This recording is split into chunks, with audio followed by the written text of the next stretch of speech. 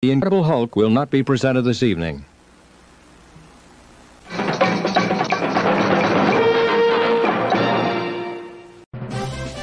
Word Balloon is brought to you by the League of Word Balloon Listeners. This episode of Word Balloon is brought to you by AlexRossArt.com. Alex is a brand new graphic novel coming out from Marvel and Abrams Books, Fantastic Four Full Circle. It comes out September 6th. It's a rainy night in Manhattan, and not a creature is stirring except for the Thing, Ben Grimm.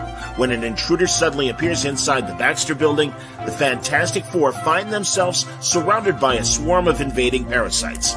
These carrion creatures, composed of negative energy, come to Earth using a human host as a delivery system.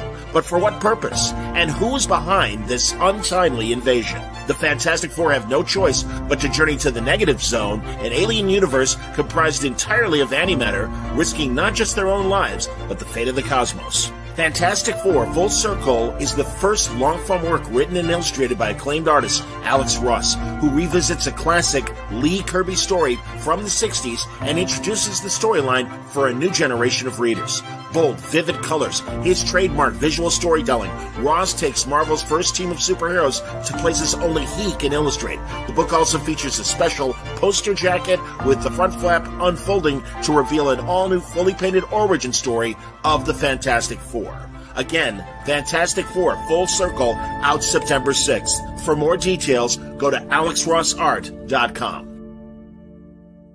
Out now from DC Comics, it's Dead Man Tells the Spooky Tales. Franco of Superman Adventures, Aw Yeah Comics, and Tiny Titans fame presents 15 tales narrated by Dead Man himself, Boston Brand, that will shock and delight horror fans of all ages.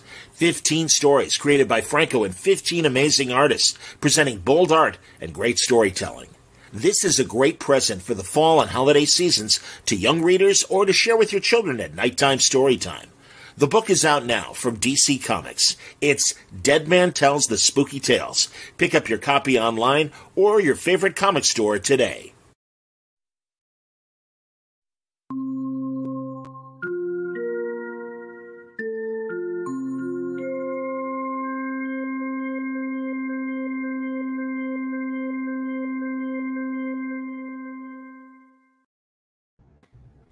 Welcome back, everybody. Time again for Word Balloon, the comic book conversation show. John Suntress here. Always happy to welcome Chris Cantwell back to Word Balloon. Great to see you, Chris.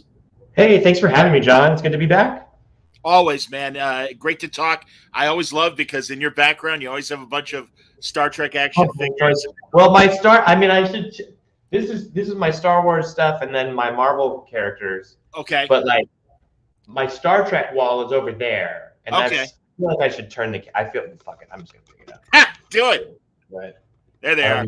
Captain Power, but like over there you have like there's the original Megos, the new Megos, the Playmates 9-inch, the Diamond Select Art Asylum guys, and then below that you've got the QMX figures, the ones that my wife is pissed at me for buying. I've got the Diamond Select Where No Man Has Gone Before Enterprise, right? The one with the red deflector dish. I mean, come on, right? Chris, as I was telling you about your colleagues at IDW, Jackson Lansing and Colin Kelly, you guys get it. It's that simple. And that's why I'm so excited that you are part of the team moving forward that are about to bring us not only, Jackson and Colin's book, Star Trek that's already begun, but coming in early 2023, Star Trek Defiant. And I'm trying to get to my shot of the first cover. Boom. Yes. Very excited, dude. Angel Anzueta he came with me from Iron Man. I mean, it's awesome. We both jumped ship and jumped onto a new one, and it's great to do this with him together. And to also to start a book with Angel has been really fun. We didn't get to do that with Iron Man. He kind of came on after Cafu stepped off the book, and it's just been really, really great to just dig into this from the very beginning with him, and to see him concept, to see him build out, everything, and also kind of catch up on the insane learning curve of Trek is fun. And I think he was asking me for references, and story references and stuff because he just wants to really try to understand it as best as possible. And of course, I gave him like 50 plus hours of television reference to look at. I was like, this episode from Deep Space Nine and like season 3 of the, you know, I was just all over the place.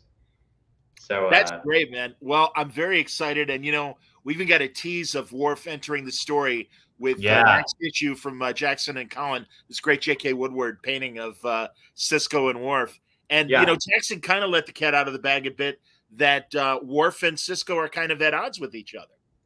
Yeah, and again, I don't want to spoil anything, but like those two guys have a history. I think their relationship on Deep Space Nine was one of the most interesting parts of those last, episodes like that season, and they were great. And to play with that tension more and extend it and have that history be something that can kind of bring them together, but also drive a wedge between them. I think they're close, but then also can have really differing opinions.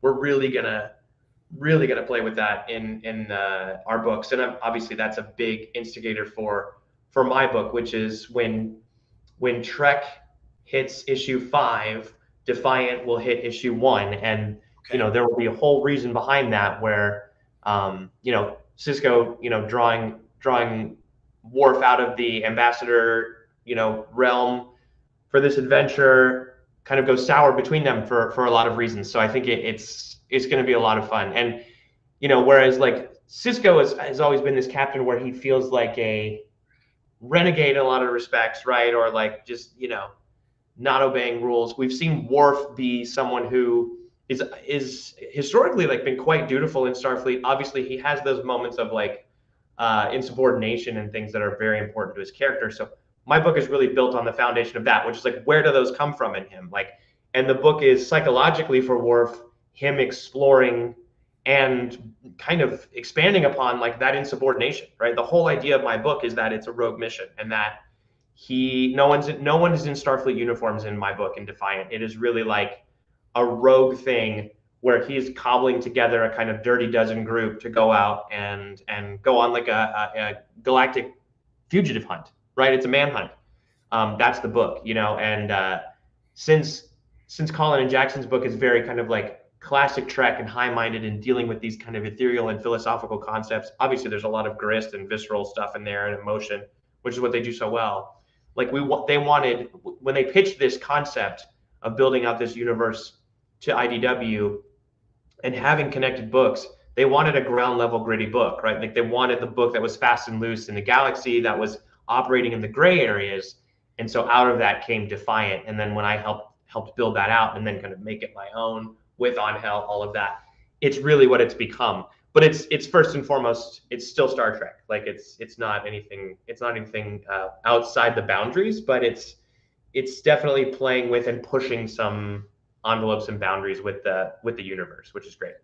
All right, I'm not ready to let go about Star Trek, but I do want to acknowledge a couple of comments that we're already getting. Doubt says, I'm a huge fan of your Iron Man and Blue Flame and Angel runs. And we'll get back to Blue Flame, but any estimated time on when the final 2 issues of Blue Flame will be coming Blue Flame 9 is already out, so you can get that. That came out, I want to say maybe last month or so, but yeah, like Blue Flame number 9 came out. And then 10 will come out, I think December 7th, I believe. Okay. But Adam has it done now. Kurt's colored it and Haas is lettering it. And it turned out really well. And I think it's a beautiful final issue for that story. I know that story is kind of a tough one. It was a tough one to write. It was a tough one to draw, color. Everybody was affected. Like Kurt went off and like did a beautiful, like he wrote like a song and performed it that was like emotional about the book. Yeah. It was really cool. Yeah, it was kind of, everybody was affected by it. And I think I'm really excited for that final issue. And then also next year when we get our collected edition out, because I think since it is a contained story and it's 10, it'll read so well as a graphic novel. I think it's literary in its content.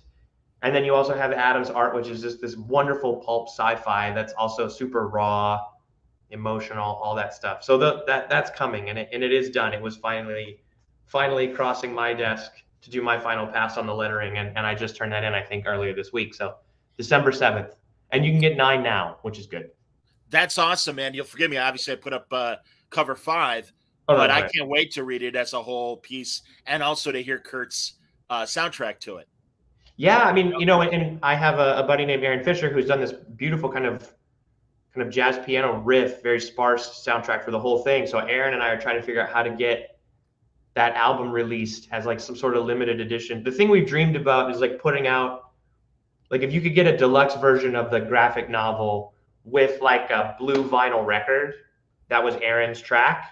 And maybe we could convince Kurt, who I know is shy about it, to like lay down his track 2 on that album. That would be super cool as a companion piece. I mean, for the 10 people who would buy it, I would be one of them. I mean, I think it'd be really cool. Absolutely. And really cool.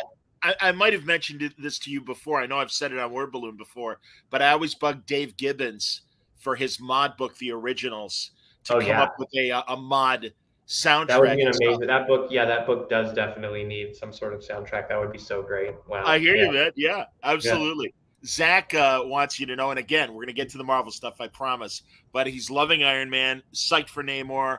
We'll read new Star Trek, Golden Goblin, anything else you write. So there you go, man. Thank you. That's great. That's great. Yeah, Gold Goblin is something I'm very excited about. Like a super warped, dark book that it looks at Norman Osborn's psychology.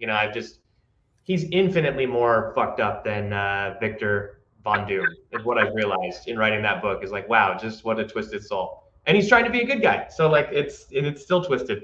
That one I'm very proud of. That one it's not a horror book, but it's definitely like a I don't know, man. It's a weird one to try to twist that guy around and understand his motivations for being a hero and really approach that legitimately and sincerely. What would actually be motivating him, and that's been really fun to build out. And then Lan Medina has come onto that book. He did an issue of Iron Man, and so he's done this beautiful kind of interior. When I say interior, I just mean like kind of like emotionally interior artwork for it that is much more like tableau and less panel driven storytelling, and it's super special book. The way it looks is, I think people will be very unexpected when they open that issue, and it's got the great like Torrin Clark covers where it's like superhero bombast and like that sharp cleanness that Torrin does, and then you open it up and get Lan's kind of elegiac, kind of painterly storytelling in there, and it's all super weird. I don't know. I think people will dig it. When does Golden Goblin come out? I believe #1 is November 16th, which is the same day as I think the next issue of Namor Conquered Shores 2, and my last issue of Iron Man, which is Iron Man 25. Those all come out on November 16th, which is also my 41st birthday. So hey, happy birthday to me. I'll be a little sad to say goodbye to Iron Man on my birthday. It'll be a little bit of a bummer, but we did 2 years. We did 2 years of 25-issue 2-year run. I mean, that's pretty respectable, I feel like, this day and age. So, Chris, absolutely. My God. And even going back to the Doctor Doom series and stuff, it's just been a joy really reading your Marvel stuff. I mean, again, you get it. And that's all we're asking for as fans, man, because you're giving us new ideas, but you're still giving us the core of what makes the characters great. So that's the magic trick. It's always the magic trick with all this stuff is it's like, what would I want? What do I need out of the Marvel book? And when I think about that, it's like, thank you very much. Thanks. What would I want out of a Marvel book if I picked it up at 7-Eleven in 1995, right? But like, also like, what can I put in it there's a term that I love for stories that I got from a producer, which is, what is the story's reason to be? You want to give a story a reason to be. And so you put that as the underpinning in there. And I feel if I can get both, you can pull it off. I'm trying to do that with Star Trek, trying to do that with Marvel. And I always want to be doing something at Marvel, and there's stuff down the road, that hasn't been announced yet. And I love it over there too. So it's been a lot of fun. Well, Zach says one of the best Iron Man runs in a while. Same with Dr. Doom. And again, happy birthday from Zach. Let's get back for a second, because really, I know we got to start Star Trek. I know, like, I was excited to talk to you today because I feel like sometimes I come on for like even Iron Man, right? We'll be like, yeah, Tony this and Tony that. And we'll be like, why does Kirk in episode 5 of season 2? I feel like that's where you and I usually go, but now we can just do that entirely, which is good. Yes. Oh my God. Seriously, man. Exactly. And again, thank God you guys telegraphed already at New York Comic Con. Boy, you hear my voice breaking. That's how excited I am. I was 14 for a second again. But the crew that you have with Worf, and just like Jackson and Collins' book, it's like, oh, this is great. You got all these great all-star characters coming back. And here, just based on this cover alone, I mean, again, go through the lineup for the audio audience. I mean, it's so obviously Worf was, so I will say that like the initial conceit of this book was a brainchild of Jackson and Colin, right? And like I said, I trust them with Trek. With like as far as I'm concerned, like I think Trek has some amazing people in charge of it, but like I wouldn't be surprised if those two guys one day end up in like the Feige chair for Star Trek. I do really feel like they're that solid with it. And I always talk about, I think I've talked about Year 5 on your show before and how much I love it. It is just one of the best Trek things in existence. And so true. Yeah, and the way they bridged the original series to the movie was genius. And like that wasn't all. It was the character depth, the way they kind of, like you said, got it right. And so like they went to IDW with this big and bold thing, which is what they always do with all their books. And Heather, wanted to do something similar to what she had done with Star Wars, which is really unify the books, like unify them and give them a larger reason to be, to use my own term, right? Like to bring them together. And so this idea of the audacity of to come out with a book just called Star Trek, right? But Star Wars got to do it too, right? And then it was what's Star Trek's Vader, right? What's the more subversive book? And I think that was where the idea for Defiant came from them. And then as I started talking to them about, and by the way, Star Trek is the only comic job I've ever chased. I think every Star Trek editor at IDW for the last 4 years, I would email them every 6 months and be like, is there anything for me? Like, I don't do that. Like, I'm too prideful. But with Star Trek, I would do that. And I even did it with Heather. I think it was like Heather's second day, and I emailed her. And she was getting her feet underneath her. But then I finally heard from her. But it was because Jackson and Colin had said, well, if we don't do Defiant, like, what about Cantwell? Because I'd gotten close with those guys at that point, and they were over doing Marvel stuff too. Yeah. And so I was able to. I just had such a field day building that out with them and just trading Twitter DMs and emails and texts with Jackson and Colin. And what about this? What about this person? What about this? And it's almost like you're doing them finding this timeline of post DS9 pre-Nemesis is this wonderful chunk of time to do some of stuff like you can, and some people are still around, they're still thriving. Like it's where you still can have Spock, you can still have Scotty, you can still do all that, you can reference stuff that's to come, like you can do all of that at once, and it's super cool. And it's funny, they're actually texting me right now because I have a Google Doc open with I think I told you we're working on our crossover event for the summer. We're going to do like a bona fide Star Trek crossover event next summer, and it's going to be so awesome. And we actually got to do like a Star Trek writers room for it, where it was Jackson, me, Colin, Vanessa Rial, one of the editors, Heather, Jamie, like in the IDW offices. And I'm running a show right now, so I was doing my own writers room and then popping over to Sherman Oaks and doing another 3.5 hour marathon of Trek with Jackson and Colin. And we broke 5 issues in 2 days. But it was awesome. Like it was so much fun to do that with these guys. And so what I was gonna say was, when you're putting these crews together, it's almost like you're doing a fantasy football draft, right? You're like, who's on the board? So I had Worf, and that came from them. They were like, this, because he's factoring into our story in a big way. So I was like, oh man, I mean, to put Worf in the captain's chair is going to be super fun.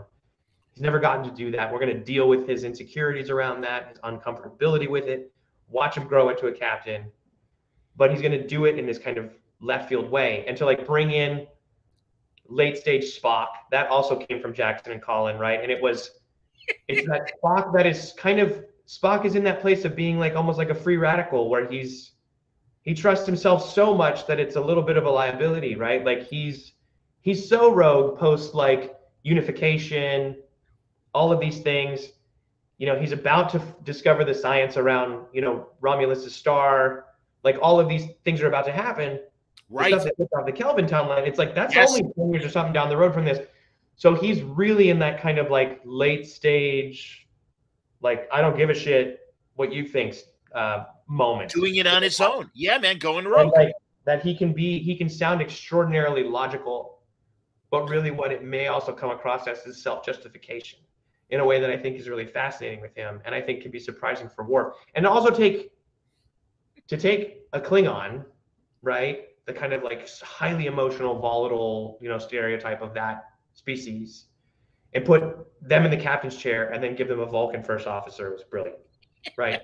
It's brilliant. And to have them learn from each other is going to be a lot of fun. But then I got to play. I got to go from there. So like they had B'Elanna Torres as a suggestion, but I thought that would be great because you have people, you know, you've got all these people who are hybrids, right? Like Worf is a Klingon raised by humans. Spock is half Vulcan, half human. B'Elanna is half human, half Klingon.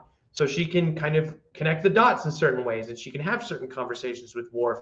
And where is B'Elanna post-Voyager, where she was a Maquis separatist who then became a Starfleet officer again, right? Like that, the Maquis are kind of important to this in this story, like at least the specter of them, because that really hangs over the destinies of a lot of the characters, some of the characters from TNG, and then obviously the Deep Space Nine characters that was really woven into there. So with Tom also in the main book, we got to put B'Elanna on our ship.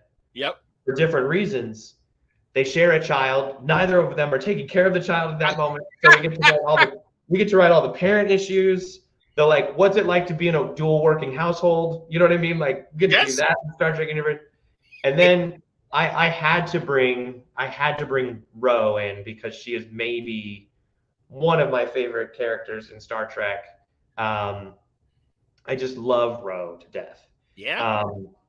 I mean, she's one of the art or the diamond select I've got over there. Like, Oh, that's I just great. love what Michelle Forbes did with that character from the moment she stepped onto the bridge. Like her irreverence and subversiveness that she brought to Next Gen, I feel like helped kick that show into its kind of second act. Like it became more colorful in a way when Ro arrived. Even in the episode she was not in, I feel like there was a vitality in it that I think like was kind of incepted from her character. And she had such an interesting departure, right? And I only recently, days ago, I'm sure you know this, John. Talk to me. That Deep Space Nine was meant for her. Yes. Didn't know that. And Michelle Forbes was like, I don't want to do a 6-season deal, right? Like, which is like, you know, and so they created Kira, but I was like, I just learned. I texted Jackson and Colin. I was like, I just learned this.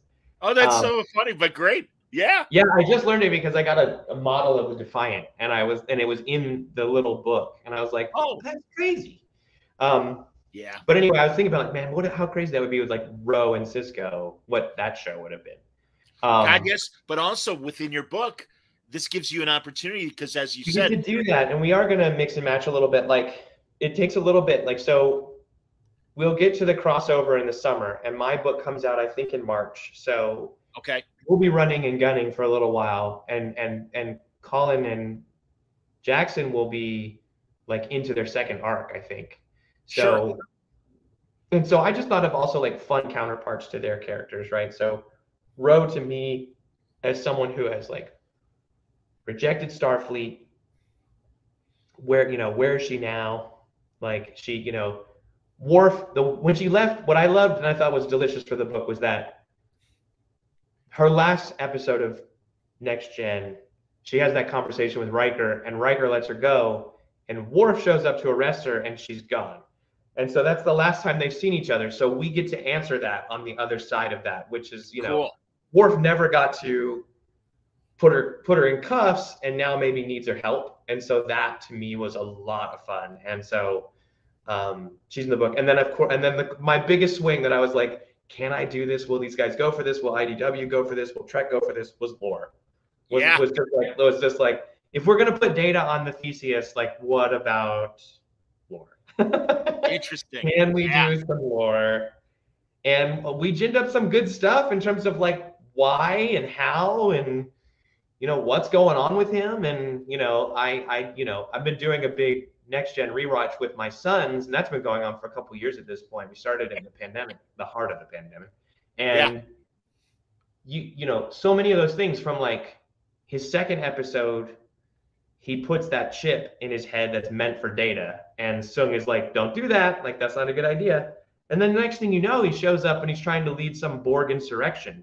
And you're like, maybe his instability has to do with plugging in something in his head that was meant for his brother, right? And so highlighting their similarities and then also their differences has been really fun in this book. And it'll come to fruition, I think, in a really wonderful way in the crossover too. Like the fact that Laura's back and put back together, and that Worf had a hand in that, having to answer to Data for that, like all of that stuff.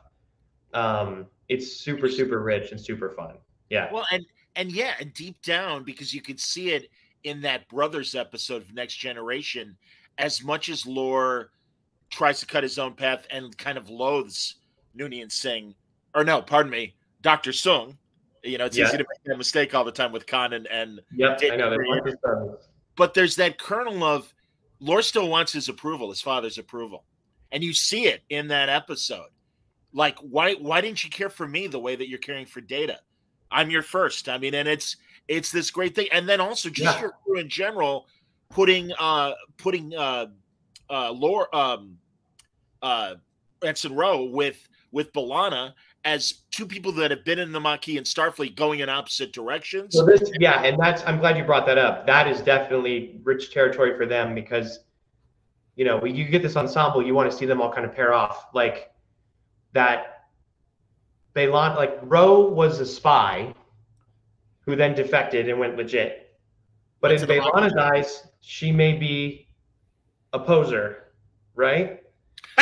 But and because she was a spy, she was like sent there to look at them and report back, and then she kind of decided to wear the clothes all the time, you know, and but in Rose's mind, B'Elanna had just joined and then disappeared to the Delta Quadrant. So she didn't see any of the shit that Roe did, right? She wasn't there for the collapse. She wasn't there for the bad times. She was just kind of the green recruit that signed up and said, sounds good, and then she was gone. And so the two of them have those differing perspectives of this movement they were in that is no longer there, right? So that's a big deal between the two of them, for sure. I also thought it was a real missed opportunity, and maybe I gave you this is the way I thought Voyager should have ended. They should have reached Earth at midway through the season, and then you get that twist of, hi, welcome home. And then all of a sudden Starfleet's like, you're under arrest. You're under arrest. Let's take the Borg and dissect her. And also the fallout of the Maquis, which you got a bit from the letters they got back from home. And you got a moment of shock from Chakotay and B'Elanna where like, oh God, everyone we knew is either dead or arrested. And it's like, we were denied the opportunity. I haven't read Heather's post-Voyager TV series novels, and maybe she explored some of this in the novels. And I certainly hope you have this chance in Defiant. But yeah, it's like, God, there's so much rich story. I think like series and subsequently in things like what you're doing. It can color its character color, right? Because obviously we have our main plot, but it's going to be pretty great and take them in that direction. But like in the first issue of my book, and I don't want to give too much away, but like B'Elanna is now in Starfleet, but how do people look at her? Right. How do people in Starfleet look at her? And like, yes, there is this kind of whistle stop tour and front page event of the Voyager returning, but once that fades, how do other people in the Federation and Starfleet see her? And that's very important, I think, for her character in this book, and also why she's in this book and not the flagship book, right? Tom is in that book because Tom he's a little bit of the golden boy, like, and B'Elanna is not. And I think the stress of that, and also, you know, it's coupled with like her volatility and things like this, like the stress of that has pushed her into Worf's camp, which is, we're going to do things our way. You know, and I think she has predilections already wired into her character that would take her in that direction. So that's definitely part of her framing from the first issue of this book. Very exciting, man. And again, I don't want you to spoil, But yeah, the crew you've assembled has natural conflicts, and just like Jackson and Colin, and obviously this is the plan with these IDW books, there's that great Donald Fagen solo song, Walk Between the Raindrops. And that's what you guys are doing, setting it right after, 3 years after Deep Space Nine, before Nemesis. And there is so much story you can tell with where these people are and the natural conflicts that are going to happen just based on the characters that we've come to know. Yeah, I think that's exactly it. And it's like, and we also know where they're going. Right. So there's some dramatic juice. Yeah. Like we know Data's fate. We know what's going to happen. And what's been really great is how much Trek has embraced our books and really brought us into the fold, where we were able to understand some things from Picard season 3. Obviously it was all very careful and this and that, and it was under the direction of Heather Antos, and she was kind of the liaison there.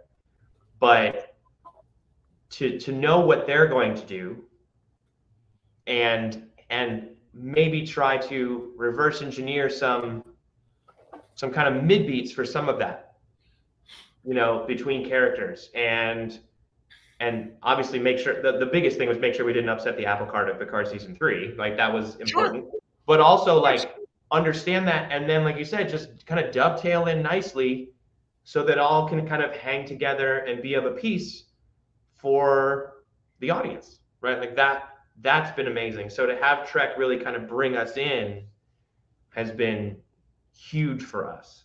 And the books don't rely on that, but the knowledge of it allows us to do what we're doing with confidence, and then just have these kind of nice little touches that can speak to the future that we know, and the future that's coming in a new season of this or the next season of that we know there's future down the road that we can write to as well. So that's been very helpful. Dal was wondering if there was any pushback on any ideas. And also, I mean, we've been hearing about it, the Section 31 plans that live action Trek may or may not have. I mean, a lot of it is dependent on Michelle Yeoh's film schedule, where she's bigger than ever. And I can appreciate that, and I've even heard possibly that instead of a full series, it might just be a Section 31 movie. But regardless, and again, I don't want you to spoil any potential plot lines, but anything you were proposing, any area of don't go there as far as Paramount was concerned? No, I think like for the most part, there hasn't been anything where I really mean anything. There's going to be some, because what's great about these casts is that we get the covers and we know, and like, I mean, I can spoil it now, I think, because #1 is out for Star Trek. Like Scotty's also in that book, right? Right, absolutely. Shows up, and he's the engineer and kind of the head of the Theseus, like until Cisco takes command of it. But like, my book has this. Yes, there he is. But I made it a work of art. Like it's just so, and they write him so well in that book, and it's great, man. It's really, yeah. All these appearances go on. But it's important. I mean, like because we just to have that little bit of TOS in there, right? Like, and I get Spock. Yeah. I mean, the books are a shared story. So like, when was the last time these two guys saw each other? Like all that stuff is on the table. And but there's more casts to come in my book. Like and it will be teased in the first issue and in a fun way. And there's more casts to come in their book. Like, and I think it'll blow people's hair back. They'll be like, how the hell did they get this person? Like, how did they do that? How did they do this? It's such a turn for Trek comics in that way that is delightful. I don't think there's been anything that they've gone hard no. Like it's also helped that we've been kept in the loop, so we know not to pitch anything stupid that's impossible. Sure. But they just kind of help. They just give us the guideposts. They say, well, just a little, be careful over here. Like, okay, like whatever it is. But like, we get to mention and play a little bit with Section 31. We get to do all kinds of stuff like that, and okay. And it's gonna be cool. I think it'll be surprising the amount of openness that people will see in these books. It'll be pretty awesome. Well, I mean, I told Jackson, and I hope he passed on word to Colin. I loved their first issue, and I haven't been able to watch the panel from New York. that you guys might have done. I wasn't there because I had my newborn son, so I really wanted to go. And they tried to dial me in on FaceTime, but there was no signal. But yeah, Colin or Jackson recorded the crowd wishing me Kaplak, which is Klingon for good luck. I did absolutely. Yeah, that was nice. It was cool to see everybody's reactions to it, and yeah, no, it was. I think it was a pretty lively, fun panel, and I think it's only going to grow. I think people are going to. I think with the first issue, people are going, oh, damn, like I think people are sitting up and paying attention, and then we just like Heather's bringing in. I mean, she's pulling out all the stops on the cover artists. I mean, she's just getting everybody, and like people I don't even know about until they post it online. Yeah, Malachi Ward's covers have been incredible. Angel covers that like I'm blown away by. You know, he never got to do a cover for Iron Man. You know, because obviously we had Alex, but like he never got his own variants. So like he's just killing. I mean, he did that first Defiant cover. I've seen his cover for 2. It's amazing. He's just building out some really, really great stuff. So like, yeah, man, we're just pulling out all the stops. I think it's going to be a lot of fun, and I'm hopeful that. So for San Diego next summer, like when this crossover is happening, we'll all be together and talking about what's next and stuff. And I've read. I mean, I will say like, and I always gush about Jackson and Colin. I just think they're great, but like I hate reading screenplays. Most people do. Okay. Because when you have to do so much of it and you read so many of them, you know, it's tough. Like just to read something, right? And comic scripts are a little the same way, where you're like, because it's a visual medium, you're like, but yes, I was able to catch up on their stuff going into the writers' room at IDW last week, and I read through issue 4, their scripts, and their scripts alone are so evocative and alive and colorful and compelling and enjoyable. Like the best writers are the ones that make you intimidated, and make you question your own abilities. Yes, push you further. That, absolutely. You know? Like I was like, I gotta up my game on good the third script for Defiant. Like I was like, oh shit. So yeah, they're really fun to work with. Well, and again, man, and you know, of course, we got a couple decades between us about a decade and a half. I'm about to turn 58 a couple weeks after you turn 41. That said, we suffered our share of bad licensed books back in the day. And I really think truly in the last 20 years, and IDW, I'm not blowing smoke up the publisher's ass when I say this, they really get their licenses that they pick up, and they really try hard to give you guys. Yeah, they do great. And it's been awesome to work with them, and their process is very humane. It's very artist and writer friendly. They're very inclusive. They're hands-on, but in the way you want from the editorial. It's been wonderful to work with Heather and Vanessa, and then Jamie in the writers' room sessions. Yeah, it's been a really special, fun book. It's been cool for this to be my next ongoing thing, for it to be this, and yeah, I hope we get to do it for a while. We have big plans. So and IDW is very much behind it. So you know, we'll keep pushing them. But yeah, I'm excited. And I don't know, are you caught up with Prodigy and Lower Decks? Have you seen the second half yet of Prodigy? No, you know, I'm not. It's so I'm so behind on so much television, just because we moved in the summer, and then 7 days later we had our third son, and so I'm just like, I'm so behind on everything, and that includes the Trek shows. Like I think my wife and I have only done, the only shows we've watched recently are, we did The Patient on FX, we did Reservation Dogs, all of it. Great show. One of my favorite shows in forever, maybe. Yeah, certainly in a long time. I'm so in Hulu, on Hulu. Both those were on Hulu. We've done a lot of Hulu stuff. My son always commandeers the TV for baseball, so it's just like, you know, my older one. So we do a lot of that, and so like the only Trek I actually have room for TV wise right now is, because my wife's not gonna. She got into the original series somewhat during the pandemic, and was like became a big fan of Kirk, and was fascinated with how weird he was. But like I can't. I'm not gonna like take up our 45 minutes we have before we crash with with Prodigy or something as much as I want to. I got her to do the first 3 of Andor, and we haven't come back to it yet. And she's like, "This is very good." And I was like, "Yes," but again, it does feel like we need to find something a little bit more neutral. And the only Trek I've been watching is my sons and I have been doing this TNG thing for a year and a half, and we're in the middle of season 6 now. So Okay. I think it'll be pretty wild for them when they actually finish the full story. I think I think it'll have a weight for them where they'll be like, wow, we've watched that whole thing. Yeah.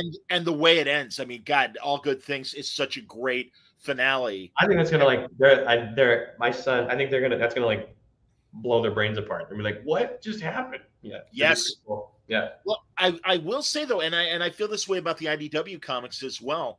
There's a great, and the only adjective I can describe is almost subversive level of both the animation of New Trek and the comics, that this is where we're getting the better story ideas. And I don't want you to comment positively or negatively about Discovery or the first 2 seasons of Picard, but man, I'll tell you, Prodigy, for being a Nickelodeon show, and at times it can't help itself, it is a kid show, but the great storytelling they're doing, and Julie and Shauna Benson, who were on the first season writing staff. Yeah, they're so great. Yeah, I love them.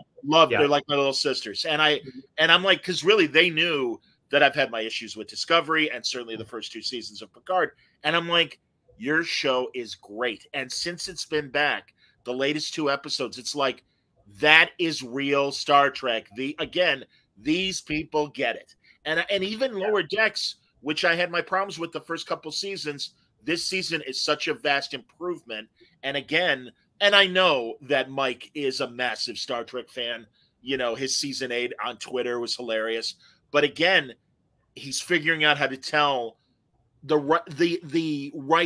He puts it in the right Trek box, and it's funny. Jackson actually succinctly put it regarding his feelings on Discovery, where he's like, I kind of want more military protocol in my Star Trek and respecting the chain of command. And you can have moments of disagreement, but it always feels like, especially when she was a junior officer, that Burnham was the first one to go, no, Captain, we have to go left, not right. And it's like, gee, that's really interesting. But I will say that, like, I think like that, what was, I mean, like, not to get too far in the weeds on it, but like, that was what was so interesting about Burnham, because it was such a left turn, right? Like, that was, you know what I mean? Like, they needed to make a new character. So they made a character that was incredibly insubordinate. And like, that's like it or not, like, that's a bold choice to be like, sure it is. She's certainly not the other captains, like, which I think is fascinating, right? Like, and I think that what's interesting is, as time goes on with this, there's this huge kind of Trek initiative, right? Like, whatever this is now, right? Yeah. It's just all of it, comics, TV, everything. The more people are steeped in it and live in it, and it's what they're doing every day, it just becomes more and more refined, right? So all of it is just becoming more, everybody's figuring out what this kind of shared palette is. And yeah, I mean, it's just like, you know, with my show Halt, like, I feel like season 4, you know, versus the first couple episodes of season 1, you're always finding it more. And it's always, usually, you know, sometimes there's an exception to the rule, the stories just improve because you're so familiar with the characters, they're so alive to you, right? And so I think that's true on every piece of Trek media that's happening right now, is that kind of stuff is getting more and more dialed in, you know. And I'm always a fan of, like, obviously you don't want to throw the baby out with the bathwater, but like, big swings and challenges are part and parcel with giving the audience what they are expecting, and then exploding those expectations. You know what I mean? Like, it's the Steve Jobs quote, right? Which is to give the consumer what they want, not what they ask for. Right. Like, that is so important. Or what they need when it comes to without even knowing what they want. Yeah. Yes, because they don't. What they ask for is not what they want, right? Like, it's something else. So I think you have to surprise them. I mean, even the slight variances in the Marvel Cinematic Universe compared to the comics, it's like, no, we want it fresh. We want it interesting. We want to be surprised at some of the choices. And I get that. And again, you know, again, Jackson said Bijou Trimble told him, you know, because he was even saying, you know, yeah, New Trek, I don't know. And she said, yeah, but that's for this generation of Star Trek fans. And every generation has its own iteration of what brought it to the franchise. And certainly those of you who grew up on Next Gen first, as opposed to, you know, and again, I know you're a massive original series fan, and I grew up with the original series first, but and also understanding that shows need to go through growing pains as well, especially when it is an established every franchise. show goes through growing pains, and I think that's the truth. And like, it's kind of like if there's a fundamental level of trust, you know, like there as well. Like it's to me, it's like you liken it to like Pulaski in season 2 of Next Gen, right? Where you're like, what the fuck, you know what I mean? And you're like, every episode of Data's just a tin can, and you're like, I hate you, you know what I mean? Like, because I love him. But then if you stick with it, which I did, right? Like watch all these episodes with my son, right? So I don't know if I was myself, I'd probably be skipping around. But we're literally, it's this ritual, right? So you go through, and even my son's got to the point where like, God, I can't stand her. But by the end, before she leaves, like she has some pretty great quintessential moments that are true to her character and are uncompromising in the way they're written, where you go like, I respect that. You know what I mean? Like there's literally like a level of Pulaski respect that I have now where you're like, hey man, you know what I mean? Like, it's like my son, you know, and even my son's by the end, like, cause you know, the first few, you're like, I wish they would just beam her into space. And you're like, well, hold on. You know what I mean? But like you're like, I want what I want. But then you stick with it and you go like, you know what? That weird flavor for a little bit there was like part of the whole thing. You know what I mean? And like, it's what makes the whole canvas more interesting.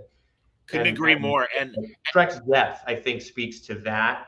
And those exceptions to the rule just as much as it speaks to the rule, right? Just as much as it speaks to Jim Kirk. You know what I mean? Like it's like those exceptions are, and those idiosyncrasies are kind of part of the ephemeral magic you can't articulate, you know? Yeah, and she like you said, even in that one season, she had an arc where she was so abrasive early, and then by the end was warming up. God, that episode with Riker's dad, and you see that she even had a romantic side, and you know, and again, a different understanding about Riker through her relationship with his father. And it's that was really cool, and she was able to see Riker differently. And I think that kind of stuff is fascinating, you know. And like, I think I made a joke on Twitter the other day, which was just like, how many episodes of Next Gen have the premise of an asshole comes on board the Enterprise, right? Like it literally a strong maybe 40%, right? Like well into the last season. But you know, some of them are great, and like Jellicoe's coming back for Prodigy. I mean, like, you know, you're doing all that kind of stuff. Yes. Like, sure. We love the characters we hate too. You know what I mean? Like it's part of it. It's part of the fun. It can be, at least. Yeah, or Ellen Gear, who was the expert on the crystalline entity, and is such a dick at the beginning, and then becomes such a tragic character by the end of the hour. That was such a fucking, oh my God, that episode, Silicon Avatar. Yeah, like that we just the crystalline entities, you know, I don't want to spoil anything, but they show up in Star Trek, the comic #1. Yes. And they're that stuff is part of the story, at least at the beginning, in terms of the fate of the crystalline entities, and you know, that's something that Jackson and Colin pitched me early on when they were telling me what they were going to do, and I was like, oh man, this is awesome. It just gives it space to be part of it. But then I think I do reference in passing Silicon Avatar, like in 2 or something, not like in detail, but it's like, you know, it's kind of like, oh yeah, there was this one lady, you know, like she was like, kill them all, you know. It was like, okay, you know. I did it for you, Remy. I mean, you get it. My son's friends at school, they have, my older son has a friend, and then my younger son has a friend, and then that family has a third child who's named Remy. And I just think about it being Remy from Silicon Avatar. I'm like, oh, poor Remy. He made it. He's there. He's there in their SUV. Like, he's dropping off his brothers. You're being paid to think this much about Star Trek. I'm the sad fuck that is like, I mean, literally, as I've told many of my friends in recent Word Balloon episodes, it's like, I think way too much about Star Trek every day. I mean, look, that's who I've been up until a few months ago. I mean, I would have talked to you about Silicon Avatar like this months ago. I met this kid Remy last year. You know what I mean? I wasn't on a Star Trek book. And I was like, oh, Remy from Silicon Avatar. Like, You're killing it, Those man. parents would have no idea. I would never bring that up to the parents. They would be like, "Who are you?" You know. All right, last, and again, because I really do want to talk about like Namor and Blue Flame sure. and Golden Goblin and stuff, but Ed wants to know, and of course Max Headroom, what you could say about it. Ed says on Jackson's latest episode on War Balloon, he mentioned wanting to use Mariner on his crew, not being able to. Were there any? And you don't. And you again, I don't want you to spoil if you don't want to. But were there characters that you asked for on Defiant that you weren't able to use? I would actually say surprisingly not, because my first roster was the one I was worried about the most was Lore. Okay. And there's another one coming, and it was kind of those two. I was like, I really want them, and they were like, yeah, like it wasn't anybody crazy. I think I also kind of knew.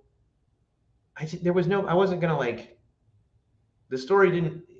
I wasn't gonna ask for like main bridge members of DS9 or Next Gen or I mean, like, but Voyager we get a couple, but like even then it's like no one was asking for Janeway, you know what I mean? Like it wasn't like it. And I think when you work in the IP space long enough, I don't know if I'm going to get Spidey for this walk-on line, you know, like sure. Usually you know that. So you just kind of, you go for the right atomic weight character and the ones you're excited about and the ones you always wanted to see more of on the show, right? And you go, now's my chance. Now I can write my Ro Laren fan fiction, you know, and get paid for it, you know? Yeah. It's a great place to be, man. And truly, I'm so happy for you because, again, based on our other previous conversations, like, okay, you know, there are Star Trek stories brewing in Chris Cantwell, and I'm so glad you're getting a chance to tell it, man. Yeah, so awesome. Outstanding, man. Well, all right. Now, again, I'm sorry. I'm kind of behind because I usually rely on Marvel Unlimited.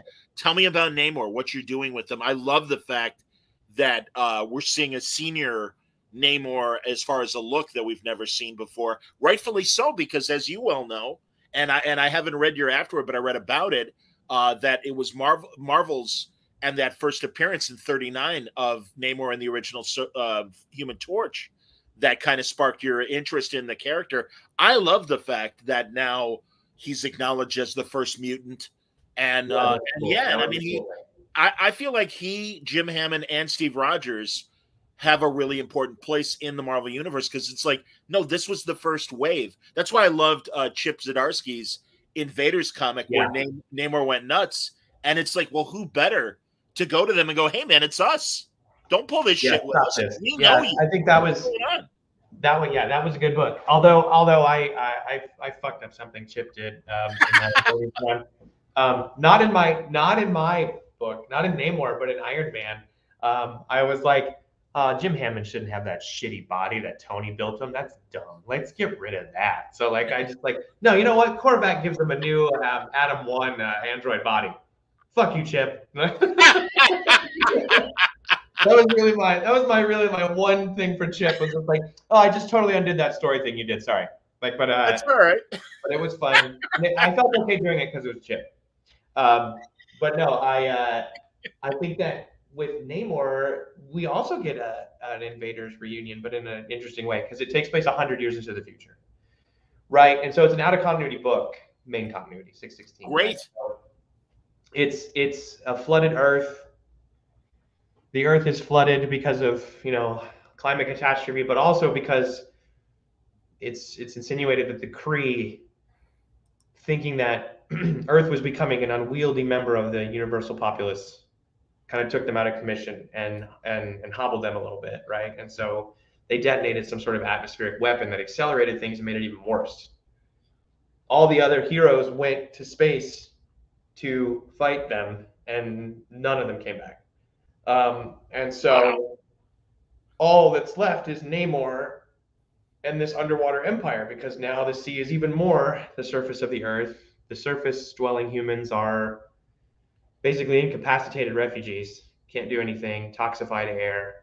And so Namor is Emperor Supreme and has been of the Earth for a long time. And my book takes place, it's been most of his life, actually, like his heroic early days and his mercurial early days as Namor in the Timely books and Atlas books and Marvel.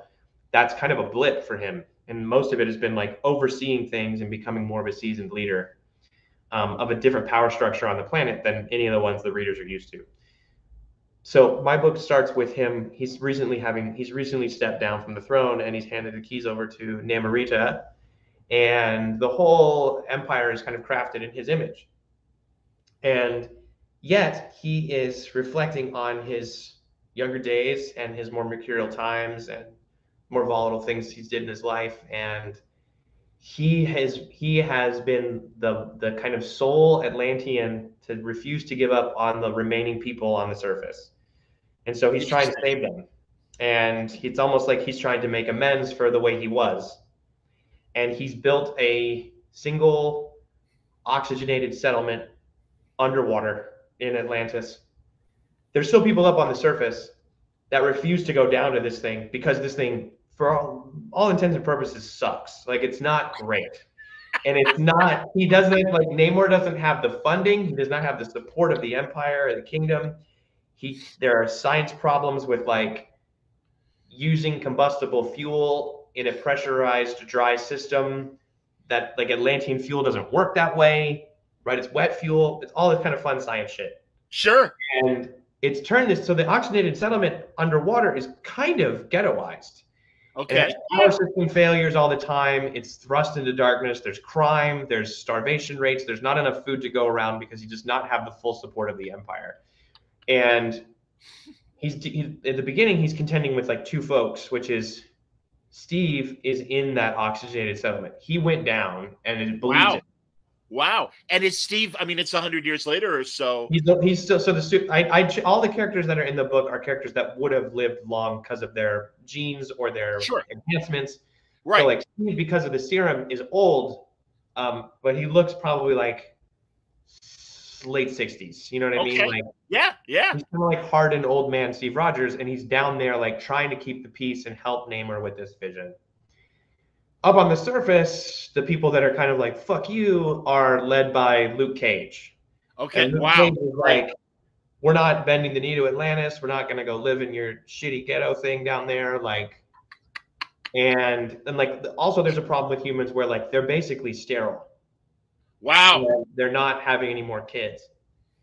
And in that first issue, it's really just Namor trying to keep the peace and like, you know, like, basically say like, I'm a good guy, I'm trying to help you. And Luke Cage is like, no, you're not. Like, they've had their things in the past. Like, Steve believes in what Namor's trying to do, but knows he needs patience. He knows he needs support.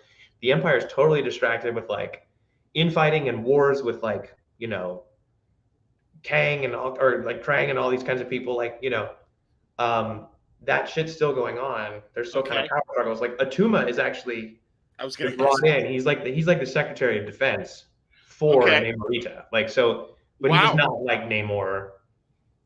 They don't get along. So there's a lot of like real politic involved in it as well, right? That's fantastic. Yes. Yeah, it's a lot of fun. And then the whole thing is that what kicks it off is that at the end of issue 1, there's a scuffle breaks out on the surface, like Namor gets taken down, and he sees a flame in the sky, and when he looks closer, he realizes that it's Jim, and that Jim is still on the Earth. And his scientist tells him, she's like, the way he burns may help us with our fuel problems in the settlement. And so Namor's like, well, let me go get him. So he and Luke Cage set out to go get him. And of course, Namor starts to be colored by like, I want to have words with this guy. Like, I remember when we didn't get along, you know, we had some good times. We certainly had some bad times. And then he becomes suspicious that Jim is leading a machine contingent on the planet. Wow. That has their own civilization that is basically saying, fuck you to the humans and the Atlanteans. And so Namor is like, what's Jim up to? He gets very suspicious. He gets that like Namor paranoia. And he's like kind of colored by his own personal vendettas. We get, you know, like but there's all kinds of fun, like ghosts. It's really Namor like examining the past. Like he goes to the ruins of the Baxter Building. He's going to go to the ruins of Latveria in his weird kind of questionable alliances with Doom. Like he's going to, you know, there's that kind of stuff. And then the character that I'm so excited that I worked in that I've been talking about, and it's not a spoiler at this point, that I worked into the story, is Marvel's version of Frankenstein's monster is also a part of the story. And he comes in, and that's been a lot of putting him in. So it becomes this kind of quartet of folks in the book, and he's one of them, and he has a lot of interesting perspective on like when you're a monster made by the ambitions of man, which is something he shares with Jim. Like, you know, when you are one thing but also another, something he shares with Namor. You know, all of that. He's a protector of humans in a way, which is what he shares with Luke. All of that stuff is in there, so it's been a lot of fun. Yeah, that's great. Dowd even says, "Awesome! I've been dying to see Frankie back at Marvel." God damn it, Chris! Now you're gonna make me buy $5 comic books to read this. You gotta do it, man. You gotta do it. This is so great. I love what you're telling me. This is fantastic. I mean, like the way Pasquale drew him, it's like a variation on his like, because you know, remember, the monster has like the weird like fur belt. Yes, the vest. Yeah. So he has a variation of the vest in this, and it's so great. But it's got a little Karloff. It's awesome. Pasquale did an amazing job with it. You know, I literally today I'm like, if Universal really wants to reboot their classic monsters, you got to keep that original look. And of course, in earlier years, you know, the Hammer films and certainly what Marvel did with the characters, Dracula, Frankenstein, Werewolf by Night, and the like, they were their own thing. But yeah, I mean, I feel like those are exceptions that worked for their time. And I point to that Tom Cruise Mummy movie, and it's like, well, there's no connection, you know, the Karloff and Cheney. Yeah, it's tough. But also, like, the thing with Karloff is like, and I have to be careful because like, Pasquale didn't really. It's not like he's modeled on Karloff. He made him really tall, and like he made him have arms that are too long. Like that kind of shit that you remember from the book and the movies, right? But like, I think part of the reason is that I think the Karloff estate has copyrighted that image. Totally understand. That's like something right, or the Karloff estate is. I think Universal would have to pay the Karloff estate to do something like that. And you know, and that's even what I said. I'm like, hey, if you got to pay Lugosi's son and Karloff's granddaughter and Cheney's relatives, so be it. Because again, that's what made them iconic. But again, Marvel, I think, did establish its own thing in the comics and the black and white. Yeah, it's one of the few versions where you're like, that's its own, and even more so, not even more than the look is like that character's motivations, and he kind of came out of the 70s, so he has this weird like vigilante vibe. Yes, that's super badass. I've been angling. I'm trying to. I would love to write like a Frankenstein's monster miniseries for Marvel. I think that would be so much fun. I don't know who would read it, but I would read it. Well, and it's, goddamn it, now I'm blanking. Great British writer. He did the Captain Britain in MI15 or whatever. He was a Doctor Who writer as well. I know him well, and I can't think of him. But when he brought Dracula back in the Captain Britain book and really made Dracula once again, not only that Tomb of Dracula vibe, but really made him a threat to the Marvel Universe. And it's like, that's cool. That's interesting. And luckily, he's a public domain character, as is the Frankenstein monster. And then that's the thing, is if you follow that vibe from the old Marvel comics, there's a lot of fun you could do with it. I also felt that way when Lemire was doing the DC Frankenstein in the new 52 years and stuff. God, shame on me for not remembering this British guy's work. He's a wonderful writer, and he's been on Word Balloon before. This is what happens with middle age, dude. It's coming. I'm just warning you now. I'm waiting for it. But God damn it, man, that sounds fantastic. And it's a fun book. That was the first book I ever pitched to Marvel blind. Paul Cornell, there you go. Paul Cornell. Thank you, Zach. Yes, indeed. Shame on me. Sorry, Paul, if you happen to catch this at some point. Good Lord. The Namor book is the first thing I ever pitched to Marvel kind of blind. Like, what if we did this? Like, just from whole cloth. And Tom Brevoort was like, yeah, let's try it. Like, and I think it obviously helped that Namor is in the movie coming up, and he's in Wakanda Forever, and I'm super excited for that incarnation of the character, because it's just, and I looked at what he did with it, like, so cool and amazing. So, but I think so Marvel was amenable to a Namor book, and I kind of said I would like to do a Namor book one day, and Tom was like, okay, and he was like Jason Aaron does too, and I was like, cool, well then that means that Jason's going to do one and I'm not going to do one. But like, But then I got an idea for it while I was on a road trip with my family last year, and I was like, oh, that's really good. And it was this concept of like in the future, and Yeah. he's large and in charge, and he's kind of the de facto head of the planet. Was really fun. I was wondering if Wakanda Forever was going to color your series in any way. And clearly it doesn't, because it's in the future. And also I know from a copyright standpoint, and the fact that I think DC and Aquaman came first to the screen. So even though Atlantis, you know, you got to be worried. And that's, I think, why we're going to get a slightly different interesting story in Wakanda. But I mean, as you, I'm very excited to see what they do with him. And also, and no disrespect to the guy that's going to play Namor, but as much as I wanted to see The Rock play Black Adam, I'm like, God, The Rock would be an amazing Namor. I never thought of that. That's you know, yeah. Although like Tanoch looks so good in it, like it's just he does incredible. Yeah, yeah. Yeah. No, I'm with you, man. He's a fun actor to watch too. Oh like, God, do up scenery and stuff. So that should be pretty cool. Do you have a moment to squeeze in a little Max Headroom talk? Sure. Oh yeah, for Max, anything. God bless you, son. And again, I'm so excited that Matt Frewer is back as both Edison and Max. So that's terrific. Yes, that's very fun. Yeah, you know, and it's so funny. My buddy Rob Burnett was talking about how you got to be careful with different intellectual properties, respect what came before, but obviously, like we've been talking about, you want something new as well. And God, just like you, man. In fact, I even did a rewatch with Franco and my buddy Mike Campoboso, and we watched that original British pilot 10 minutes into the future, or whatever it was called. If it was, I think it was 20 minutes into the future. 20 minutes in the future, excuse me. But that's the great thing. And I just heard you last week on Inglorious Treksperts talking about how so many of the themes from both the film, the BBC pilot, and the ABC series can still apply today. Fake news and media corporations taking over as opposed to nations and things, and where we might be going. The intersection of money, information, and power, right? And that's like Max. That original story was so kind of cyberpunk in its way, right? It was great, and I think I've maybe mentioned on Treksperts, like Rogers and I would get approached with different tech shows ideas, right? Like, oh, you guys did *Halt and Catch Fire*. Like, what about the story of Uber? And I'd be like, I don't care, you know, like, I just give a fuck. Like, I'm not gonna do that. Like, sure. Like, no offense to the people who made that movie, but like, again, what is the reason to be for that? You know what I mean? Like,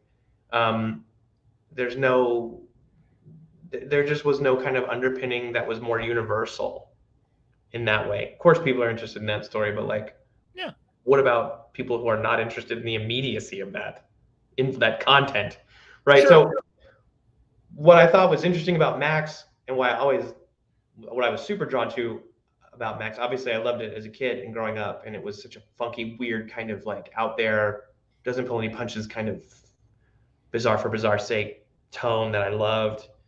And that's why Daniel and Elijah love it too. My producing partners on it, like, they just loved that can't be contained kind of concept.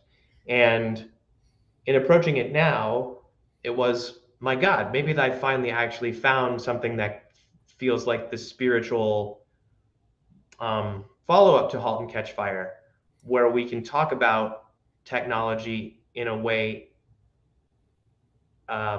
in terms of how it's affecting now, right? Where if *Halt was about how we got here, and we didn't have to call attention to any of this negative side of technology, it was kind of there just because we're all living in it, was steeped in it. We didn't have, it felt disingenuous for any of the characters in *Halt and Catch Fire* to go, wait a minute, what if this is bad? You know, like, it was more like, no, they were out to change the world, and they did. And that's what those people did back then in this kind of amazing, radical way. And over time, obviously, it became part of the system, and the systems that now are built to prey upon us, really, for a lack of a better term. Yeah. And Max, even though the original idea was much more about media, there was some technological aspects to it where it felt like, well, now media and technology have been wedded together and are the monster we created, speaking of Frankenstein, right? Yeah. And so now we can do a story where we can deal with the struggles and the reflections of technology today, but we can do it with this hyperbole and genre-specific lens. Because in a way, when I was talking to Daniel and Elijah, and we were still first putting it together, it was like hyperbole feels like the only way to really convey the emotional effect and devastating quality that this shit potentially will have on us, if not already. And I think as much as it's about where we are now, it's fear of where we could be headed. And I think that Max is a great way to have that be a vehicle to carry some of those deeper, more complex, more troubling and disturbing themes to the fore on the screen in a way that's also palatable, where it's not so super bleak where you want to just unplug and move to the woods of Maine afterward or whatever, or you go like, no, yeah, you know what, we're fucked. There's nothing we can do. I'm going to become an nihilist. Like, it's not that, right? Like, because if you stop and think about it for longer than 2 seconds, you go like, well, I don't know. You know what I mean? Like, everybody's talking about like people on Twitter being verified and charging $8 for that. And it's also like, yeah, but at the same time, like, what about how the climate is ending? You know, like we can like do all that kind of stuff. So if you start to go into if you go into the specifics of reality, like people, you can't you can get people to think, but you can also like crush their souls. Max feels like a very buoyant vehicle to be subversive and talk about this stuff in a way where you watch a story, you're engaged, you fall in love with the characters, you pull for them, you're invested in this seemingly other world that is total fiction, but then later you are standing in front of your icebox and think, damn, is that happening to us right now? Like, maybe, you know what I mean? Like, and I think that that's the kind of story that I'm drawn to right now when it comes to technology. So we're pushing Max as hard and as far as it can go in terms of concept. And like, it's actually taken us 2 years to get to this place, which is me now writing the pilot, which is it's just a long time. Like, it's just been a labor of love. It's something that I developed with Daniel and Elijah. We had to go get the rights from the rights holders who have never let it be taken out because they're very protective of it.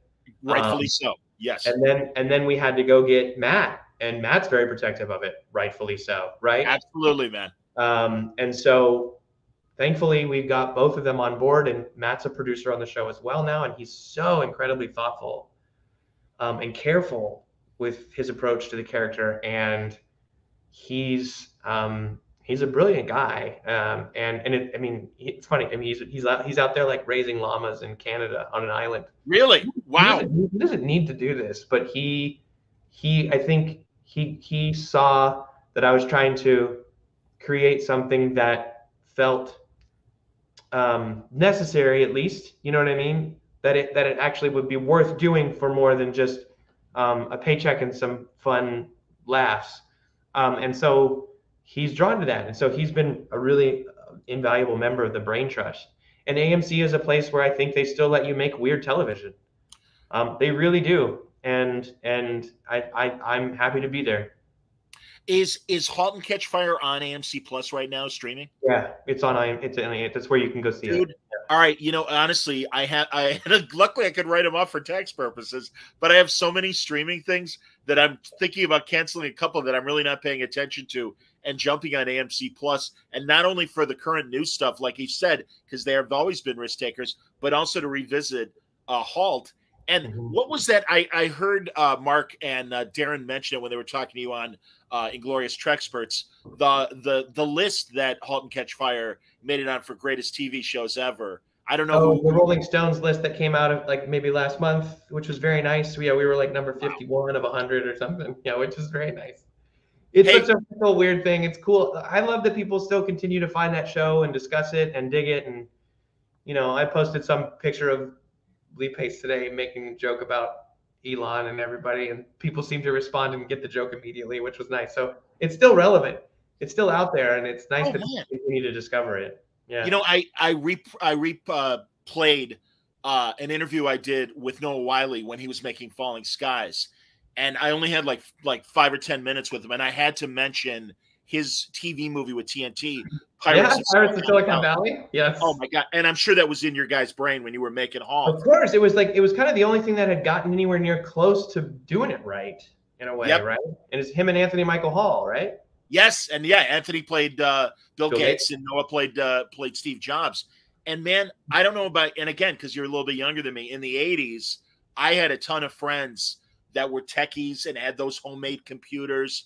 And that's why when I discovered Halt, and I'll admit it wasn't on first run on my radar to watch. And I'm so glad that people have discovered it since. It is such a great series. And I'm so glad that Rolling Stone acknowledged it because, yeah, man, it's this great sleeper that people can discover. And also, again, it's your pedigree and your co-creators that make Max, I think, a welcoming prospect for both Matt Frewer and the right holders. And it's like, no, again, you get it. And yes, that's the subtext. Yeah, no, I think that like, conversation, man. It's getting to do it is so much fun. And I think that what helped too was that the genre aspect of, because when I'm not writing with my partner, Chris Rogers, which I won't on Max, like I tend to go more genre with stuff. And it's like, that's more evident in my comic book work. So it's kind of best of both worlds where I can bring in a lot of what we did on Halt, which is like character forward stuff and it's a character ensemble, but at the same time, like I can be super wacky. Not that Chris doesn't let me be super wacky, but like, he'd be mad if he found out I called him the serious one, but he's not. He's actually one of the funniest people I've ever met. But I'll pitch this stupid thing in the room that's like, this makes me feel silly, and it's like, well, does it have anything to do with the story? And so like, I actually have had to create like a Chris Rogers avatar in my head as I've been writing the Max Headroom pilot to make sure that I don't go too insane with it. But I'm very happy with what we have, and the network's looking at it right now, and we'll see. And people seem to be very excited about it. I think everybody, including AMC, was really excited about the response to that news. People seem to be like kind of taken aback, like, oh yeah, people seem to be really jazzed about this. So I'm hopeful that we can deliver on that, and it'll be a little bit before it gets on the air. It's a journey when it comes to TV, but when it does, I think we're going to be feeling good about it, and I hope people respond to what we do. Well, and yeah, man, and I'm glad to hear that AMC is behind it because, a lot of things kind of unfortunately. God, Bendis, with his first iteration of the Powers TV show, was all set at FX. They shot a pilot, killed, didn't go further. And then when, the pilot's never seen the light of day. Thank God it found a place at Sony to get the couple seasons that he got out of it. But also, I'm so glad that Matt's back because truly, as you well know, and all of us that have been following Matt from his appearance on Next Generation, his amazing shit on Orphan Black, it's like Matt is such a great actor that really brings so much gravitas to every one of his roles. And I was just talking about him in the Nick. He kind of is part of the Nick's opening premise in an amazing way. And I mean, he's one of the funniest people I've met so far, and I've only been working with him a couple of years. And like, then he'll turn around and do something incredibly dramatic. So that's going to be part of the show too, is to really build out Max and what we can do with Max, not just technically, but also just story-wise, right? I think there's going to be a lot of fun there. Obviously, there are new characters coming down the path, and it is a continuation of the original show. Like, it's a show you can pick up and watch and not have just know, maybe you've never even heard of Max Headroom, or you just know him from the Coke ads. But like, if you know the old show, like, you'll go, oh shit, like this is the future of that future. Like, that's the idea, is that we're 38 years into the future from the future of that television show. And it is all of a piece. The pilot is called 40 minutes into the future, right? So like, that's where we're headed. And I think it'll be fun. I'm glad you acknowledged the Pepsi commercials and the various, his Coca-Cola commercials, John, come on now. Shame on me. Oh my God. Get me in trouble with Matt. All right. Yeah. Sorry about that. Exactly. My apologies to Atlanta for. My apologies to Atlanta. Let me get a t-shirt that says that.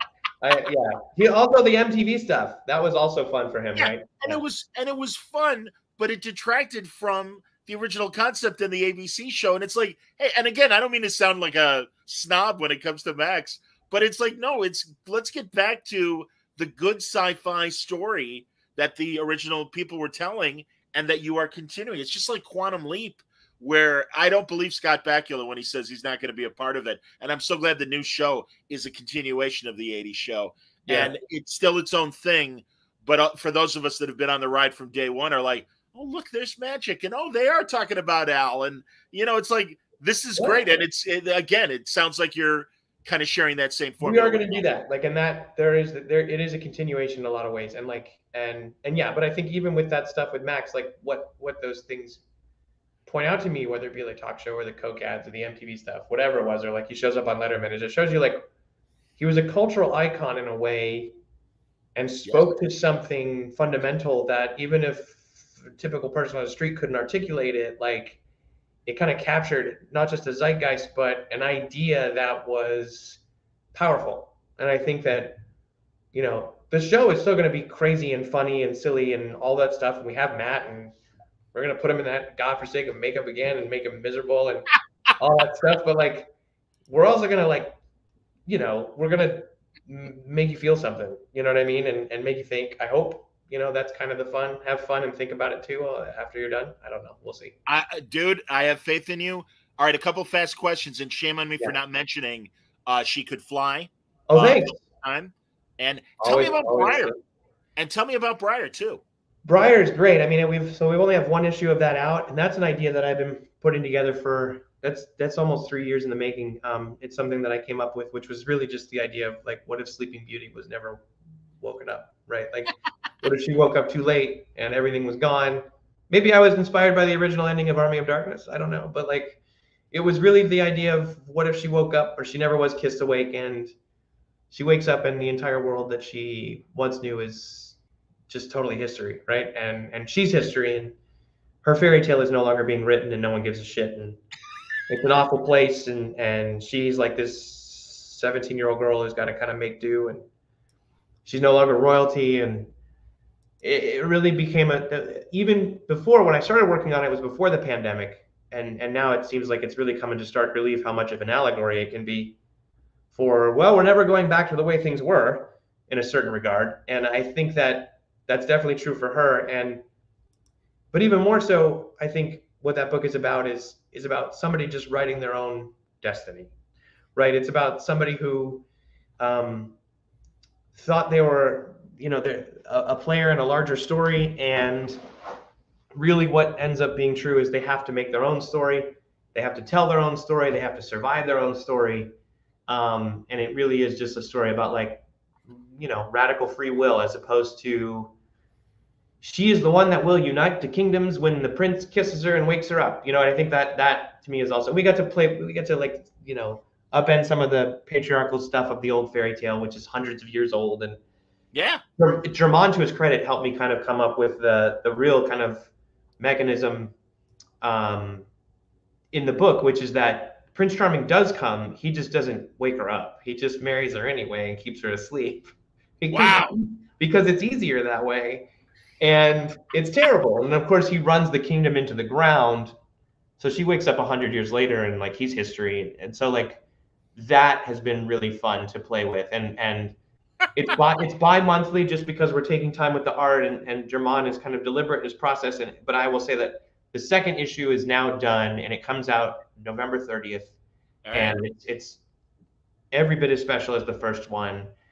It just looks incredible with what Germán's done, with what Mateus has done, like with the colors. It's just a really special book. Boom books are great because Boom is Vault is like this too. They're just so much about the quality of the actual tangible experience of the comic book. They're so focused on the medium, and the editors are very hands-on, again, in a great way. And they're about making this experience. They're all about the comic book experience. And the quality is just there in every little square pixel, right? It's perfect. The paper quality, all of it, shit. It's just an amazing place to work with. So we're hopeful that we get to expand the story. You know, right now it's 4. I have 3 written, and, you know, they take a little bit longer to write just because I go back and forth with Allison and Eric, the editors, a lot, and we really hammer out the story, and they're wonderful. They're some of the best story minds I've worked with in comics. And but we're trying to get it just right, so that if we do get to extend it into an ongoing, we have it properly set up with the right foundation underneath us, right? Those first 4 issues. That first one is oversized, you know, and then the next, they vary from like 21 to 24, and, you know, blah blah length, and it's really cool. But But yeah, the second one just went to the printer this week, and it'll be out there on the shelves on November 30th. And I got to. It's funny because it's every 2 months, right? So we got to start the work of like getting everybody to remember the book and, like, oh yeah, make sure that's still on your pull list and all that stuff and FOC and blah blah blah. And just because I want the book to have legs, and I think people will love where the story goes, and it's funny, and like there's like really profane gnomes in issue 3 that are awful people, and should be really good. It should be fun. Yeah. And She Could Fly. Did the latest issue come out this week, or the trade? No, I don't know. I mean, She Could Fly has been done for. I mean, the volume 3 of She Could Fly came out last year, or I think. Okay, I apologize, bud. Yeah. No. Yeah, that story's fully complete. That story's fully done. All 3 volumes you can get from Dark Horse and Karen's label, Burger Books. And so, of course, that was my first one thing ever. Yeah, it was my first thing I ever did. So. Well, and hey, man, truly, you're all over the place. Obviously, Blue Flame being at Vault, at Briar being at Boom, and everything. And is your Angel run also at Boom? Yeah, it was, and that one was just a little 8-issue run, and that's done too. I think the first trade of that is out. It's called Parallel Hell, and it plays with parallel universes, and it's like the send up of it's like the Angel version of multiverses, and we get to do some really fun things. And we brought Buffy into the last issue in a really fun way, and that was like just a fun. That book was also a love letter to my wife, because Angel and Buffy are some of her favorite shows. Oh. So for me to write that was great. She hasn't finished it yet, though. She hasn't read it. She's busy with the baby, but I'm like, I wrote this for you, and she's like, cool, I'll get to it. I'll get to it. It's on the end of the bed, Yeah, I see you every day, man. It's not a big deal. Yeah, exactly. She's like, I'll get to it. I tell my friends all the time, they're like, oh man, I haven't listened to podcasts. I'm like, you get enough of me when we hang out. Yeah, exactly. It's like, this is the last thing I'm gonna turn on. Yeah. Don't worry. It's fine. But hey, man, I'm a massive Angel fan, and I'm glad that you had your chance to play with the toys, because nothing bummed me out more when they canceled Angel. They had that Dark Shadows that I don't even think made it to air, or if it did, it only made it for like half a season or whatever. And as soon as Boreanaz was doing Bones, I'm like, oh, he's never going to come back to Angel. And now he's doing that Seal show on CBS. You never know. He seems to be having the time of his life, though. I mean, God, he's just having so much fun wherever he is. You follow him on social media. He's like, I'm having a great time. Like, which is awesome. I hear you, man. Let's see. And also, when you said good things about Boom, truly, Philip and Russ Ritchie have always been 2 of my favorite guys. Steve Christie and his work he's done with Boom. So yeah, I got to work with Steven on something that I can't talk about. That didn't end up being there, but I loved working with Steven. I worked with him for 5-6 months on something, and a couple other awesome Boom creators. It was not for my book, but it was something else that did not move forward, and it was going to be really fun. But I was attached as a showrunner, so I got to work with Steven, and it was great. Wesley wants to know any thoughts or stories about the Paper Girls TV season. Yeah, I mean, we were really proud of that show. I think that I was with that show for a year and a half. The pandemic interrupted the production of it. Yes. So we spent a significant amount of time writing and rewriting. I ended up leaving the show in March of 2021, or April, because it had a lot of pressure points on it that were really tough. None of which came from Brian K. Vaughan or Cliff Chang. They were some of the most lovely people I've ever met in my life. I really, really just was amazed by both of them. It was great that they were both EPs on the show. I think that was important for the show. But I left that show basically right as pre-production was wrapping up and they were going to shoot. It was kind of like, okay, I'm going to step away. And, it was hard to do because I'd been with it for a year and a half, but Chris Rogers, my writing partner from Halt, took the reins on that show and saw it through. And, what he turned in and what aired, I thought was really special and unique. And I know Brian and Cliff are really happy with it. And those 4 girls I thought were just incredibly special. Agreed. I got to meet them briefly at Comic-Con. It was fun because I didn't go to Comic-Con for Paper Girls. I went for comic stuff. But Chris was there for Paper Girls, and there was a big Paper Girls panel with the cast and everything. And Chris knew I was going to be at Comic-Con, and we were like, oh, we'll have dinner or something. But I went to the Paper Girls panel, and it was like in one of the it wasn't Hall H, but it was like a big ballroom. The ballroom, yeah. TVs and the microphones for the audience. and they opened it up to questions from the audience. So of course, I had to go up to the microphone and have a question for the showrunner, Chris Rogers. And he was pretty excited to see me just standing in the audience. And I was like, so your last show, *Halt and Catch Fire*, was also set in the 80s. I know this one starts in the 80s. What's your obsession with the 80s? Like, so it was hilarious. And I got to meet the girls, and I'd helped cast those girls, but it was all over Zoom and everything, right? Because that was right in the middle of the pandemic. So I got to like meet Fina and some of them, like, you know, backstage, and it was cool to meet them in person, and they'll go on to do amazing things too. It was cool to see that show realized, even though it was brief. You know, I thought it was pretty cool. I thought Ali Wong was inspired casting, and you get Nick Cordry in there, you know, that because that character was out of full cloth. That character was not in the book. Yeah. So he brought it to life in a really wonderful way. And no, hey, yeah, man, it's super hip, kind of cool little show that I think is awesome. I'm very proud to have my name attached to it, even though I left early. I'm glad it exists, even though it's only one season. That's an accomplishment again in itself, because as we've already said, so many things wind up in development hell that never see the light of day. So it's great that at least a season of it exists. And to wrap up, just a quick acknowledgement from Pumpkin Time that you're Obi-Wan. Oh, thank you. Yeah, I was super happy to do that. I mean, it's crazy to have gotten to do Star Wars and Star Trek in the same year. That's been pretty wild. And obviously, I'm a big Star Wars fan too. You can see the stuff behind me. Yeah, Mark Panici and I had tried to do a Deathlock book at Marvel that was going to be super out there. I mean, like weirdo, paranoid 70s, like it's all a system that's manipulating you kind of stuff. Sure. And I put together the wackiest pitch with him, and I think like CB looked at it and was like, "What the fuck is this?" Like, through no fault of his own. I think probably Mark and I both were like, "Yeah, I mean, I get it," you know, like because we really put together something weird. But we had a lot of fun putting it together. So, and Mark mostly does Star Wars. So, like when this Obi-Wan thing came up, he was like, "Why don't you come over and do this?" And I just felt so lucky to get to do that. That's a dream come true. I mean, I know that's a thing everybody says, but it was really true with that. And to get to tell these little single stories about Obi-Wan was awesome. And you know, that book is all about, I mean, it's Star Wars and it's fun and you get to play with all the cool toys, but at the same time, it's that book, the lens for that book was a war veteran with some real trauma in his past reflecting on it.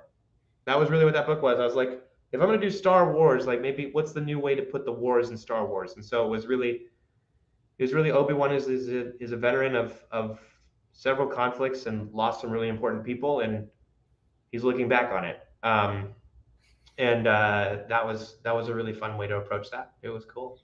I think the collected version of that comes out later this year. I'm not sure. Oh, great, man. Yeah. Well, all excuses to have you back sooner than later, maybe at the beginning of next year when Defiant 1 comes. We gotta go. I feel like I have to get you Defiant 1 early.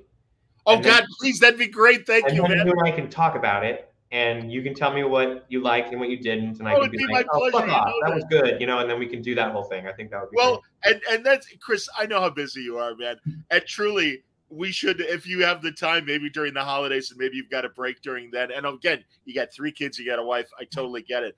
But it'd be great to just do a fuck around Star Trek show of just us talking about what we love and everything, and just absolutely, man. Yeah, let's do it. We'll frame it around Defiant 1, but then we can always spin off and talk about like what the fuck the Naren Shakar episode, his first screen credit, the sentient little bots. What are they called? They just brought back the XCOM. The XCOM or the XCOM. Yes, we'll start talking about Defiant 1. You tell me if you liked it or you didn't, and then we'll spend the next 90 minutes on XComs. That's what we're gonna do. Well, Lower Decks really gave one of the XComs. It came back right away. Like it was really funny because I just watched that episode, and then all of a sudden they're in fucking Lower Decks. Lower Decks is now the Simpsons of Star Trek, where it's like, no, we're doing it. Like, you're like, okay, yeah. You are so right. Absolutely, man. And again, I really think this season it finally found its good balance. And yeah, and it's really become its own thing. And again, telling smart Star Trek stories in an animated way that I think the Discovery and Picard are struggling with, frankly. And again, my opinion. So well, I'll give you one thing, since you're the Star Trek guy. Like what Lower Decks has, and what Discovery's done too, is remember they've kind of fleshed out the Orions. True. That's very true. In Defiant, we will deal with some Orion piracy. That's great. No one knows that yet, so you've heard it here first on Word Balloon. Wow. We may, and maybe I've created an original character that's an Orion pirate. Don't show that. Heather Antos is not watching, which is good, so I won't get in trouble. But that's the thing. There you go. That's great. That's my tidbit for you, John. You're a good man, Chris. Absolutely. That's a morsel. Yeah. Hey, again, damn you, because now I got to catch up on Namor. And very excited for the end of Blue Flame. You're just getting started with Briar. We got 2 more issues. We'll have 4 issues altogether, but issue 2 coming up in just a couple of weeks. The wrap up to Iron Man, Jesus Christ.